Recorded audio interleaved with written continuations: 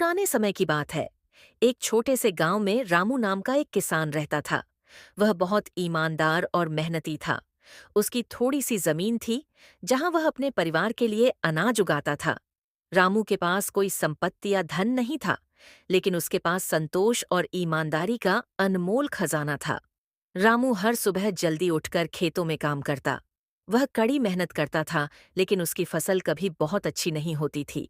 फिर भी वह अपनी किस्मत को दोष नहीं देता था और अपने हिस्से की मेहनत में लगा रहता था। उसकी जिंदगी सादगी और ईमानदारी से भरी हुई थी। एक दिन रामू अपने खेत में काम कर रहा था, तभी अचानक उसका हल एक बड़े पत्थर से टकरा गया। उसने उस पत्थर को हटाने की कोशिश की, लेकिन जैसे ही उसने पत्थर को उठाया, उसके नीचे से एक चमकदार कलश दिखाई दिया। रामू ने उत्सुकतावश कलश को खोला तो वह सोने के सिक्कों से भरा हुआ था। उसकी आंखों में चमक आ गई, लेकिन तुरंत ही उसकी ईमानदारी जाग उठी। उसने सोचा, ये धन मेरा नहीं है, इसे रखना गलत होगा।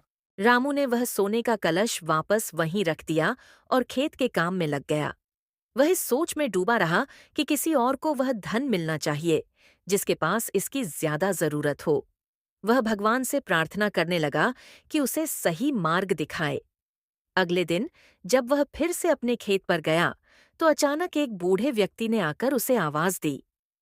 वह व्यक्ति देवता के रूप में था, लेकिन रामू उसे नहीं पहचान सका।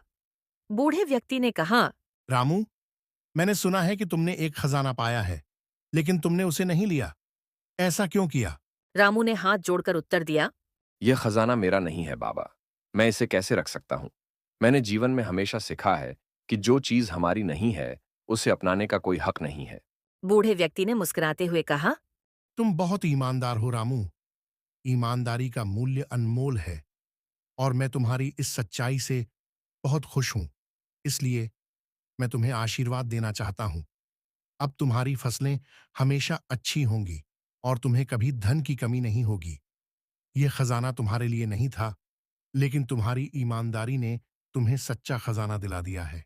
रामू ने उस बूढ़े व्यक्ति को धन्यवाद दिया, लेकिन वह जान नहीं पाया कि वह असल में देवता थे। उसके बाद रामू की फसलें सचमुच हरी भरी होने लगीं और उसकी जमीन पर इतनी उपज होती कि वह न सिर्फ अपने परिवार का पालन पोषण करता, बल्कि गांव के गरीबों की भी मदद करता।